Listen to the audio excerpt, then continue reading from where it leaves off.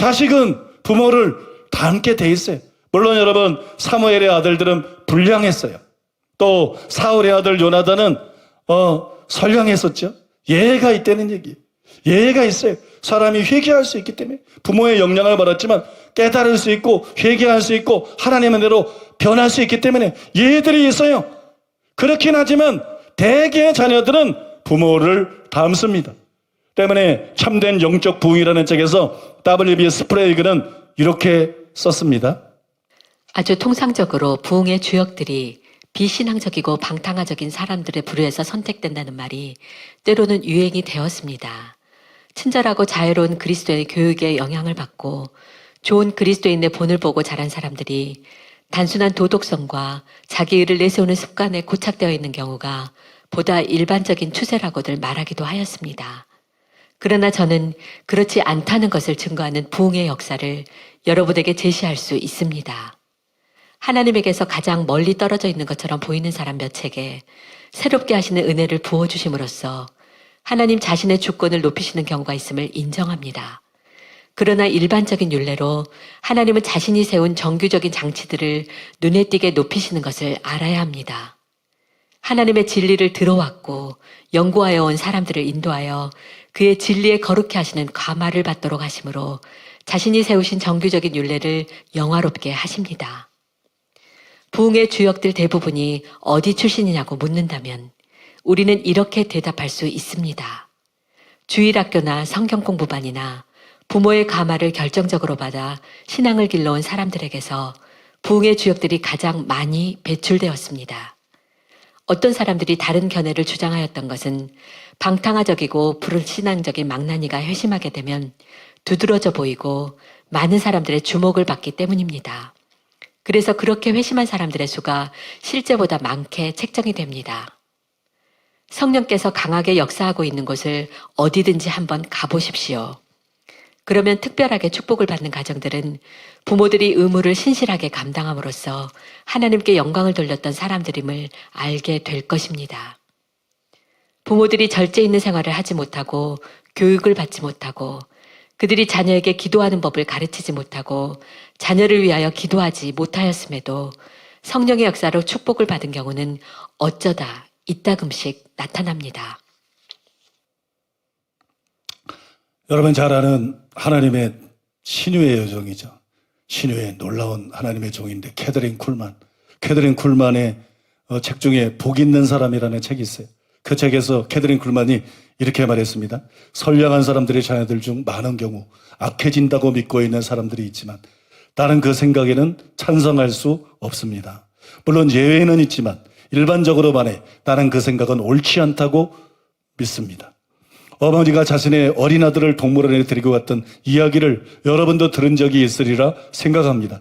그 남자아이가 여러 종류의 동물을 보고 있었을 때 자기가 잘 알지 못하는 동물을 발견했습니다.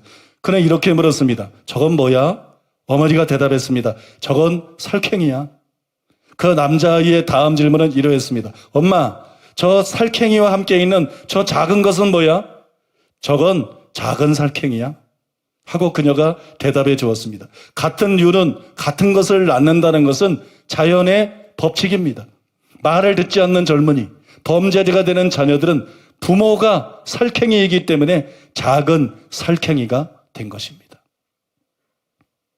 부모가 살쾡이이기 때문에 작은 살쾡이가 된 것이다. 불량한 부모들 아래서 불량한 자녀들이 나오고 범죄자들이 나오는 것이다. 예외는 있지만 대부분은 그렇다는 거예요. 대부분은 그렇다. 얼마나 여러분 심각합니까? 제가 여러분들에게 아주 감동적이라 그래야 될까요? 충격적이라 그래야 될까요? 심각하다 그래야 될까요? 실화를 하나 소개해드리기를 원합니다. 미국에서 금주법 시대에 어떤 사람이 증류수 양조장을 가지고 있었어요. 몰래 불법으로 위스키를 만들어서 판매를 했습니다. 어느 날 그는 확인할 것이 있어서 창고에 가야 됐어요. 그가 창고에 가기 위해서 집에 나와서 보니까 눈이 펑펑 내리고 있습니다. 그리고 이미 눈이 아주 굉장히 많이 쌓여 있어요. 그 창고를 가는데 뒤를 돌아보니까는 5살 된 어린 아들이 뒤따라오는 거예요. 아버지가 걸은 발자국을 그대로 밟으면서 눈이 펑펑 쌓여서 아이가 걷기가 힘드니까 아버지 발자국을 그대로 밟으면서 따라오는 거예요. 그래서 아버지가 말했어요. 아들아, 돌아가거라. 눈이 너무 많이 쌓였단다. 그랬더니 아들이 대답했어요. 아빠, 괜찮아요. 아빠의 발자국을 그대로 밟고 걸어가니까 걸어갈 수 있어요. 그 말이 그 사람의 심령을 때렸어요. 그 어린 아들의 말이 그 사람의 심령을, 이 말에 찔림을 받았어요. 이 말 때문에 그 아버지가 깊은 양심의 가책을 느꼈어요. 그래서 누가 전도하지도 않았는데 교회로 나가서 예수를 믿기로 작정했어요. 그리고 양조장을 팔아서 없애버렸어요. 여러분, 이 아버지가 왜 이렇게 했어요? 자기 발걸음을 그대로 따라오는 아들을 보고 아들의 미래를 보게 된 거예요. 환상을 본 건 아니지만 아들의 미래를, 내 아들이 내가 하는 것을 그대로 따라하는구나. 내 아들이기 때문에, 나를 의지하기 때문에 내가 하는 걸 그대로 따라갔구나. 내가 불법으로 술을 만들어서 팔면 이 아이도 커서 같은 일을 하겠구나. 범죄자가 되겠구나.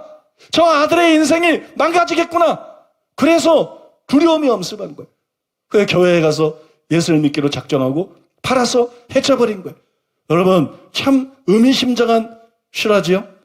심지어 저는 더 충격적인 글을 읽었어요. 읽었는데 케네스 에긴 목사님의 책에서 이런 간증을 제가 읽었습니다. 잘 한번 들어보세요. 켄이 태어났을 때 나는 22살이었고 그 나이에 교회를 맡아 목회를 하고 있었다. 나는 켄이 어떻게 될지를 예언했다. 무슨 계시를 받아서가 아니었다. 성경 말씀의 지식에 근거해서 한 것이다. 나는 또한 우리 교회 성도들에게 태어난 아기들이 어떻게 될 것인지도 예언했다. 내가 어떻게 예언을 했는가? 나는 그들 부모들이 말씀을 행하는 자인가를 지켜보았다. 그들이 말씀에 비추어서 행하였는가? 많은 사람들이 그저 말씀을 듣기만 하는 자들이었다. 그들은 가정에서 신성한 사랑으로 행하지 않았다. 그러면 어떻게 되는지 아는가? 나는 그들 가운데서 어느 누구에 관해서도 빗맞춰 본 적이 없었다. 그 아이들이 모두 자랐을 때 나의 예언은 100% 적중했다. 만일 그들의 부모들이 현재의 모습 그대로 살고 계속 살면서 사랑으로 행하지 않을 경우 그들의 자녀들은 결국 똑같이 될 것이라고 나는 예언했다. 아이들은 가정에서 하나님의 유업이다. 아이들이 태어나면 엄마 아빠는 더 이상 그들 자신에게 속한 자들이 아니다. 그들은 그들의 연합이 빚어낸 이 새 생명을 위해서 살아야 한다. 아이는 그 자신의 삶에서 부모를 그대로 재현하게 되어 있다. 케네스 목사님은 선지자고 아주 놀라울 만큼 적중하는 정확한 예언을 하는 하나님의 사람이에요. 그런데 아무런 받은 것이 없이 그냥 성경 말씀에 입각해서 자기 자녀의 미래를 예언했어요. 자기 성도들의 미래를 예언했어요. 그게 그대로 이루어졌다는 거예요. 그 부모를 봤다는 거예요. 그 부모가 어떤 사람인가? 교회 다니지만 설교만 듣고 자기 마음대로 사는 사람인가? 아니면 하나님 말씀대로 사는 사람인가? 그 자녀가 부모같이 될 것을, 그 자녀가 부모와 같이 성공적인 삶을 살거나 부모와 같이 실패하는 삶을 살 것을 예언했는데 그게 여러분 100%다 그대로 이루어졌다는 거예요. 섬뜩하지 않습니까? 섬뜩하지 않아요? 소경이 소경을 일도하면 둘 다 구렁텅이에 빠지느니라. 이것이 목사와 신자들 간에만 통하는 게 아니에요. 부모와 자식 간에도 통하는 거예요. 소경이 소경을 인도하면 둘 다 구렁텅이에 빠진다. 둘 다 실패자가 된다. 둘 다 탈선한다. 둘 다 멸망한다. 여러분, 섬뜩합니다. 자녀를 변화시키려면 잔소리만 해서는 안 돼요.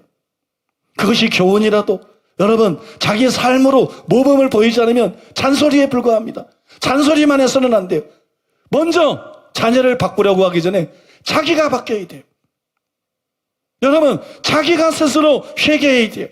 자기가 스스로 하나님의 말씀에 순종해야 됩니다. 그래서 자녀들에게 모범을 보여줘야 돼요. 말만 하지 말고 삶으로 모범을 보여야 됩니다. 슬픈 사실이 있어요. 우리나라뿐만 아니라 다른 나라들도 마찬가지입니다.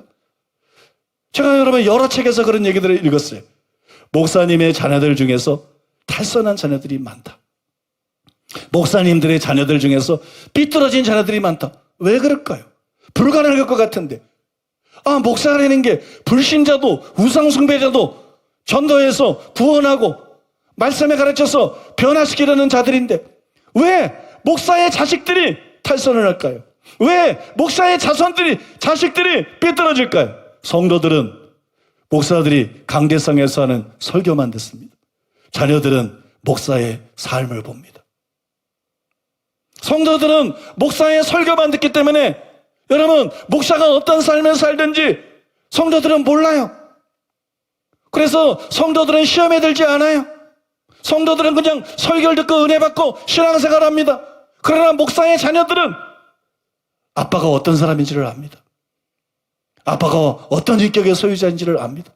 아빠가 어떤 삶을 사는지, 어떤 생활을 하는지, 실제적으로 어떤 가치관을 갖고 있는지 압니다. 그래서 자녀들은 오히려 목사인, 목회자인 아빠의 삶을 보고 엄마의 삶을 보고 기독교에 대해서 마음이 떠나는 거예요. 기독교를 버리는 거예요. 기독교에 적대적이 되는 거예요. 여러분, 그가 누구이든지 설사 그가 목사를 할지라도 말로는 자녀들을 바꿀 수 없습니다. 말로는 자녀들을 바르게 성장시킬 수 없습니다. 훈육할 수 없습니다. 반드시 삶으로 본을 보여야 됩니다. 이게 중요한 도전이에요. 오늘 이 설교를 통해서 우리가 심각하고 진지하게 도전받고 가야 되는 거예요. 내가 회개하지 않으면 나만 망하는 게 아니다. 내가 회개하지 않으면 나만 지옥 가는 게 아니라 내가 그렇게 사랑하는 내 아들과 딸들도 망하는 것이다. 내 아들과 딸들도 지옥 가는 것이다. 정신이 번쩍 나지 않겠어요? 그래서 여러분, 우리는 교회 다니고 설교 듣고 이렇게 신앙생활하면 안 되는 거예요. 이렇게 신앙생활하지 말고 회개해야 되는 거예요. 하나님 앞에서 자기를 돌아보고 회개해야 됩니다. 좋은 부모가 된다는 게 뭐 자식 낳았다고 부모가 아니야. 자식 낳았다고 아버지가 아니고 자식 낳았다고 어머니가 아니야. 자식들 좀 키워줬다고 먹을 거 입을 거 대줬다고 이게 부모가 아니야. 정말 좋은 부모가 되는 것은 하나님의 은혜로 되는 겁니다. 하나님의 은혜가 아니면 안 되는 것입니다. 여러분, 우리는 구원을 위해서만 하나님의 은혜가 필요한 것이 아니라 아빠가 되기 위해서도 하나님의 은혜가 절실히 필요한 거예요. 엄마가 되기 위해서도 하나님의 은혜가 절실히 필요한 거예요. 내가 내 자식을 아끼고 사랑하고 위하는 것 같지만 정말 자식을 바르게 교육하고 자식을 잘 키우기 위해서도 양육하기 위해서도 하나님의 은혜가 필요한 것이에요. 그래서 이 시간 하나님 앞에 우리가 진지하게 기도하기를 원합니다. 아버지, 내가 좋은 부모인 줄 알았습니다. 내 자식이 잘 되기를 원하니까, 내 자식을 아끼고 사랑하니까, 용돈도 잘 주니까 내가 좋은 부모인 줄 알았습니다. 그런데 하나님의 말씀, 이 시리즈 설교를 통해서 하나님의 말씀에 나를 비추어 보았을 때 주님, 내가 죄인임을 깨달았습니다. 좋은 부가 아닌 것을 깨달았습니다. 내 죄를 회개합니다. 그리고 더 심각한 문제는, 더 중요한 문제는 나는 좋은 부모가 아니었을 뿐만 아니라 내 힘으로 좋은 부모가 될 수가 없다는 것입니다. 주님, 하나님의 은혜가 필요합니다. 하나님의 은혜가 필요합니다. 이 시간에 하나님을 바라보고 하나님 앞에 간구합니다. 주님, 은혜로 먼저 내 자신이 회개하고, 먼저 내 자신이 하나님께 순종하고, 먼저 내 자신이 거룩해지고, 먼저 내 자신이 이기심을 버리고 자기중심주의를 버리고 하나님을 사랑하고 이웃을 사랑하는 삶을 살아가게 하여 주시옵소서. 삶으로 자녀들에게 모범을 보이는 자녀들 되게 주시옵소서. 그래서 자녀들을 올바로 양육하는 바른 부모가 되게 주시옵소서. 주여, 은혜를 베풀어 주시옵소서.